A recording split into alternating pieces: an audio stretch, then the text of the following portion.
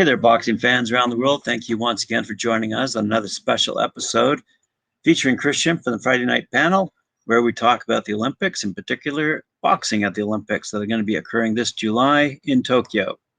And what do you have today for us, Christian? Well, Graham, for the last couple of days now, we've been talking a little bit about these AIBA grants that are coming out. Though that the national federations as well as continental conferences can now apply for. And we talked about how the national federations are going to be able to access upwards of about $20,000 US. Now that money hasn't come out yet. Now we're just at the point now where they're starting to be able to make those applications for grants. And one of the discussions that you and I have been having, both here on the segment as well as privately, has been about how that money is going to affect different people.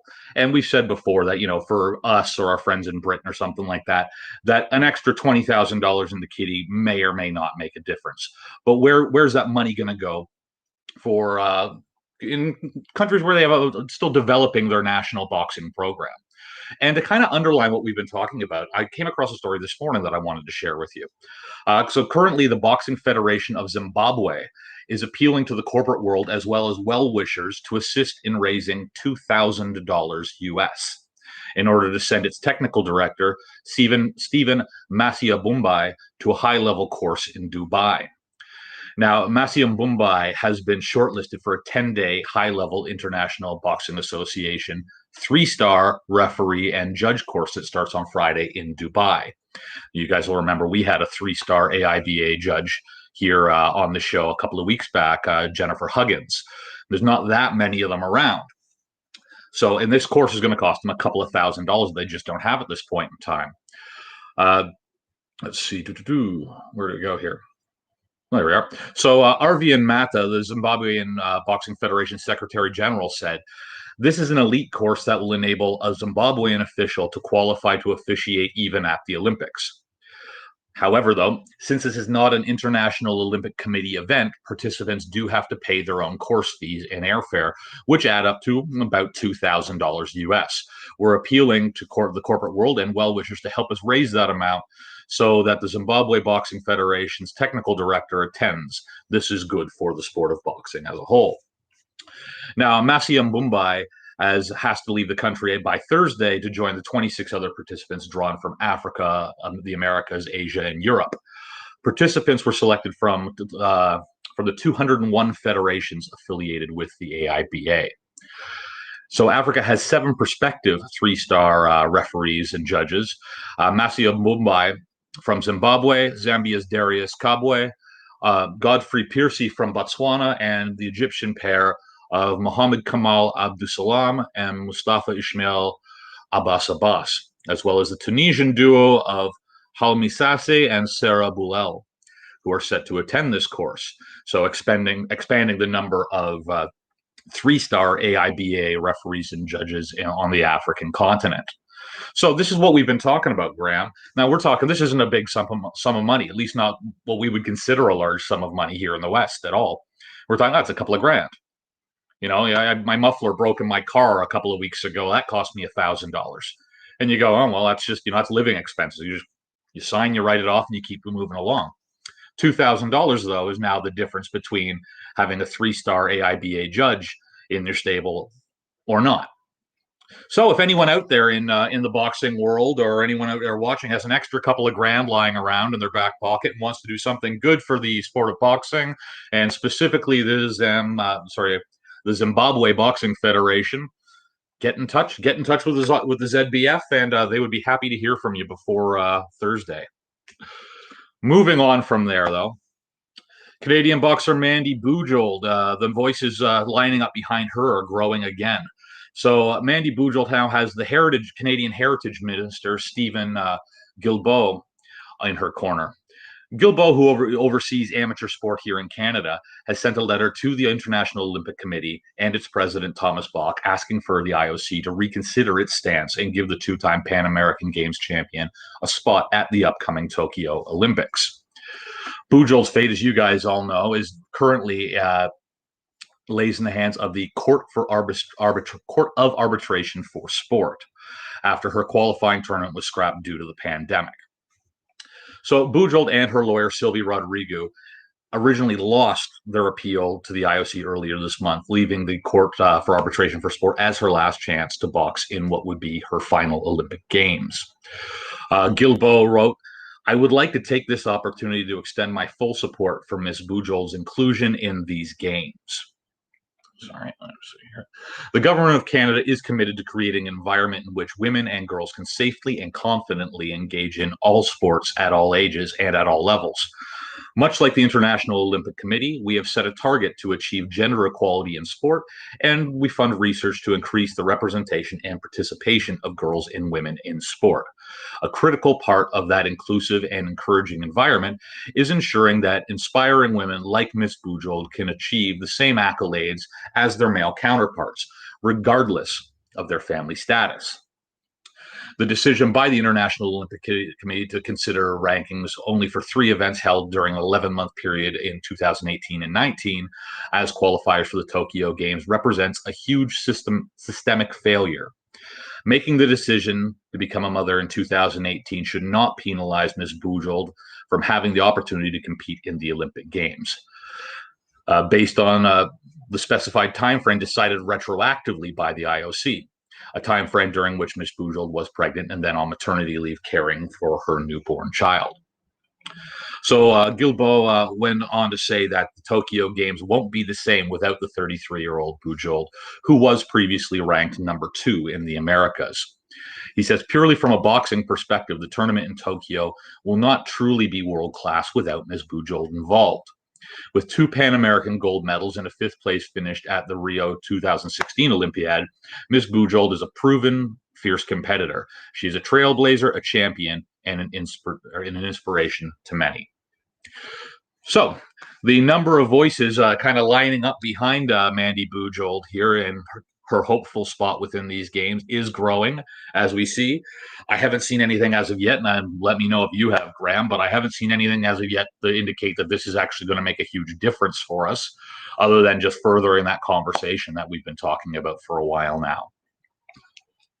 But the number of people and, the stature of the people who are getting behind her has been growing as well. With Billie Jean King, now the Heritage Minister for Canada, as well as Canadian Olympic gold medalist Lennox Lewis. So we'll see how it goes, and we're going to continue to bring you stories about this as they unfold.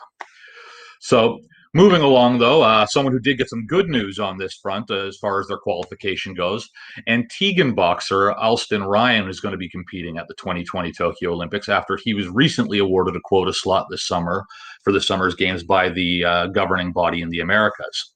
So this means that the boxer who won bronze at the Pan American Games in 2019 is the second Antiguan athlete to be assured a spot at the July 23rd to August 8th Olympic Games in Japan. Sprinter CJ Green qualified in the 100-meter event this past March. Secretary General at the National Olympic Committee for Antigua, Cliff Williams, explained that Ryan's spot in the Games was assured utilizing rankings as a means of qualifying boxers for the Olympics, with Ryan ranking 5th in the lightweight division internationally, or in the Americas at least. The boxer is actually part of the UK-based Repton Boxing Club and is the first Antiguan boxer to win a medal at a major games. So good news, we've got some friend of ours from down in the islands there moving into the games. Moving along, though, this next one is a bit of a departure from what we normally talk about here on this segment, Graham. This was an article I came across this morning in World Boxing News. And this one is definitely going to apply for our friends here in Canada, but around the world is going to have varying levels of success/legality. So take that with a grain of salt. So at first glance, CBD oil, which is derived from cannabis, doesn't seem to go in line with the boxing world. However, it has been shown to be a potent anti-inflammatory. And this article deals with why some trainers are starting to recommend CBD oil to the boxers that they are training. And it is for its anti-inflammatory. It is the anti-inflammatory properties of most painkillers that make them worthwhile in the first place. So, and if you've ever been in a boxing match or even to a boxing match, then there's really no doubt that you know the usefulness of painkillers. It is what it is. So the best results of CBD oil are shown in the treatment of chronic pain. Boxers endure a lot of pain because they are taking hit after hit and continue to fight. Now, this is as most boxers have mastered different ways of reducing inflammation and relieving pain after an injury. CBD oil helps in reducing inflammation and reduces pain from its source, and makes it the reason why it's recommended to boxers as well as other athletes. Now, this can help in a number of different ways, though. One of the major ones is in traumatic brain injury and helping with traumatic brain injury. Research reveals that CBD oil has neurodegenerative properties that can help protect boxers from contracting a traumatic brain injury. Now, a boxer can develop a chronic traumatic encephalopathy. For those of you who don't know, an encephalopathy simply means a damage or a disease that affects the brain. And that happens when there's a change in the way our brains work, or a change in the body that affects the brains. That affects your brain, and those changes can lead to things like an altered mental state, and not acting or feeling the way that you normally do, as well as just altered capacities as well and faculties. Now, that can happen when they've sustained many concussions, which is, of course, one of the most severe forms of a traumatic brain injury. Boxers had shown an improvement in this condition when combining the use of THC and CBD. Increased cannabinoid content in the body can bring about significant changes in the body, such as recreating and repairing damaged brain cells.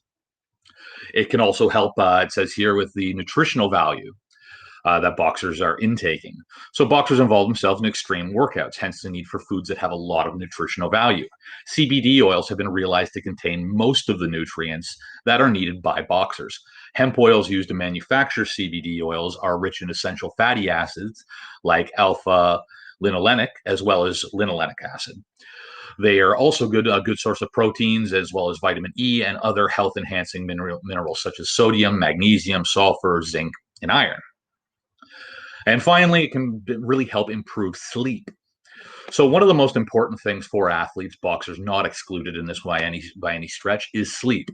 When one sleeps, that's when swelling goes down, muscles recover, bruising oxidizes, other body healing processes begin to occur. That's why when we wake up, we're feeling a little bit more healthy than we did after taking a bit of a beating. They'll also be able to perform better when they're in the ring with a better night's sleep. Sleep helps reduce anxiety the night before a fight.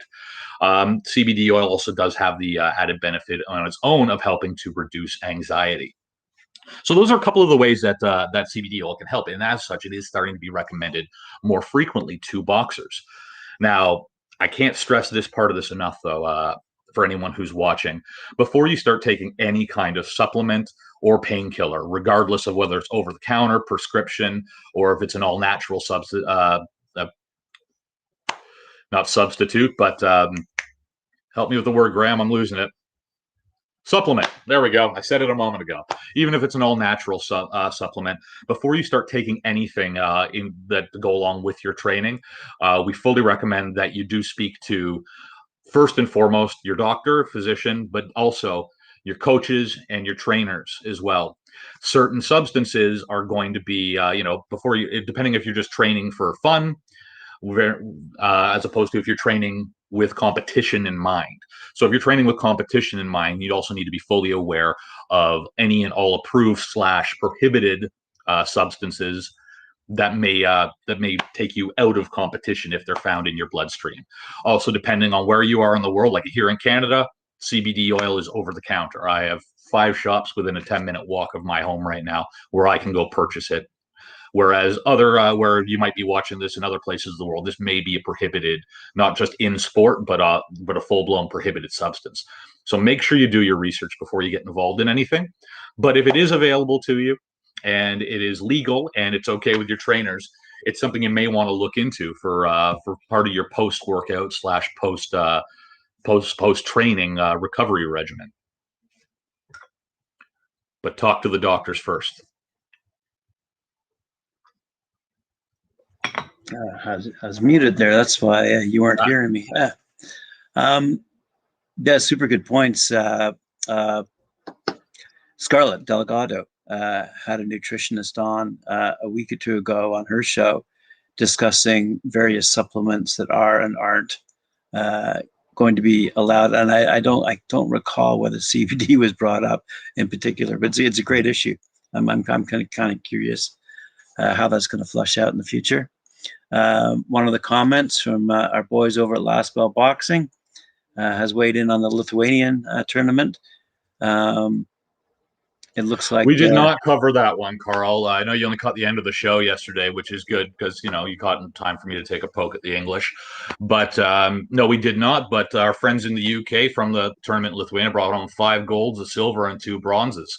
So they've been busy, and I have to assume that they're headed back into training camp very shortly, as we are going to be coming up to in just a little over a week and a half now, I think, before the rescheduled European qualifiers taking place in Paris.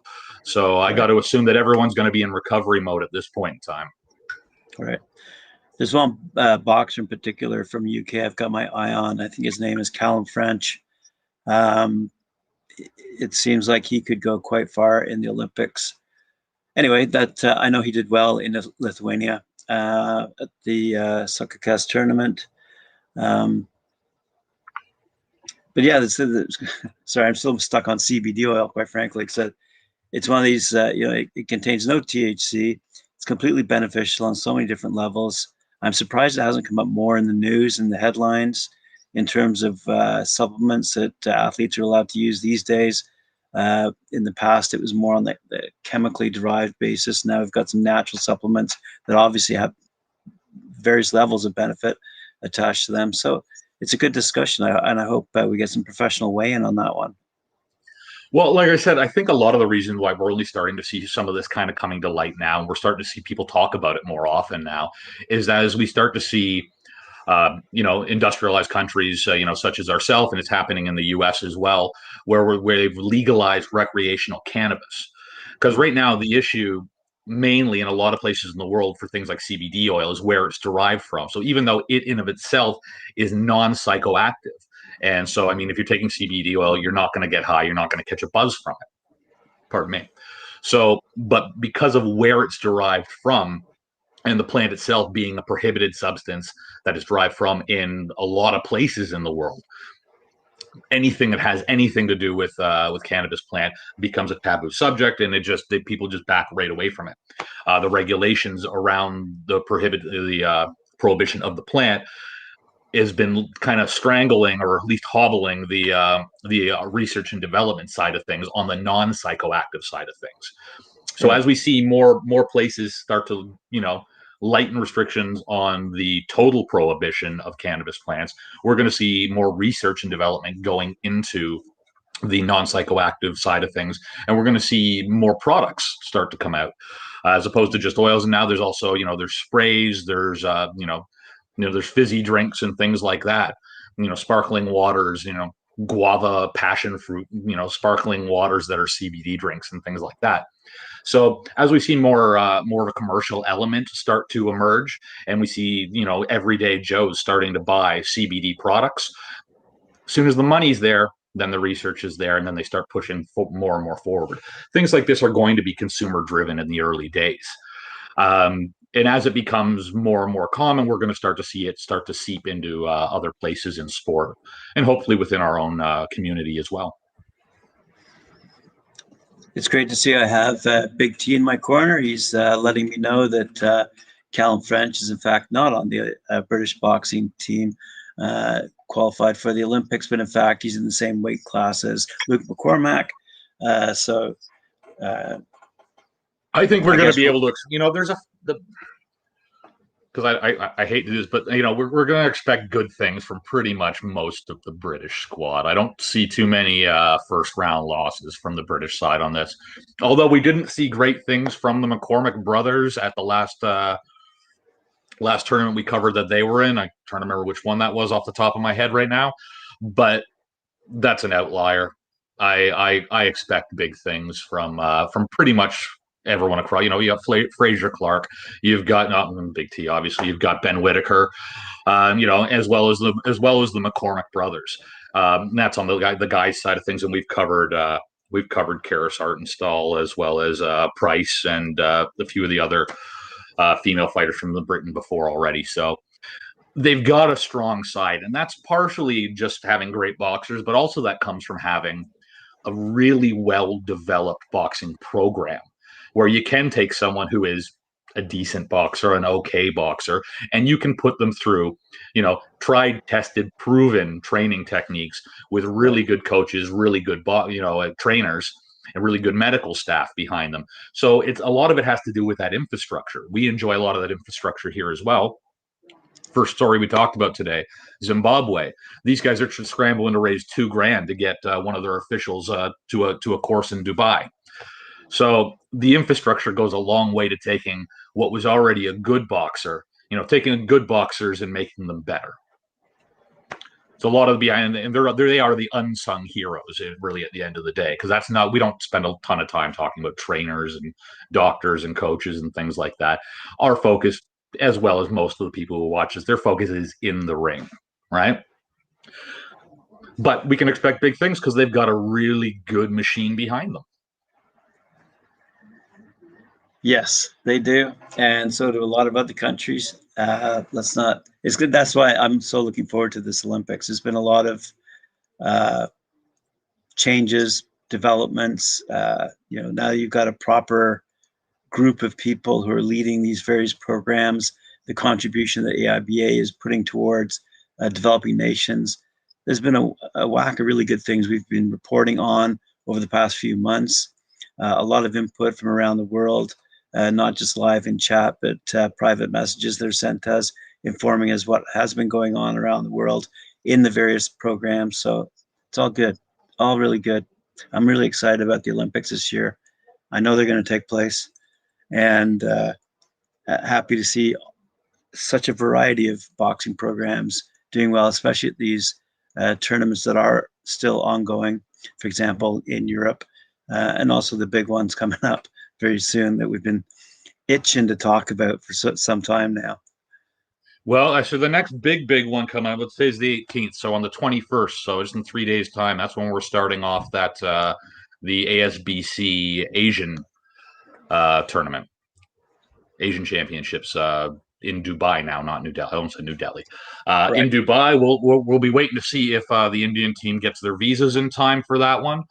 But haven't heard any updates on that as of today. They still don't have them, but I'll let you know if they get their hands on them, and we'll be taking a look at what's going on in that tournament a little later in the week, and then that rolls us almost right into the European qualifiers.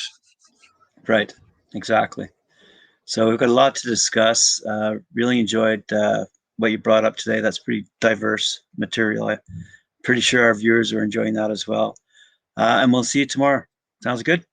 I will be here.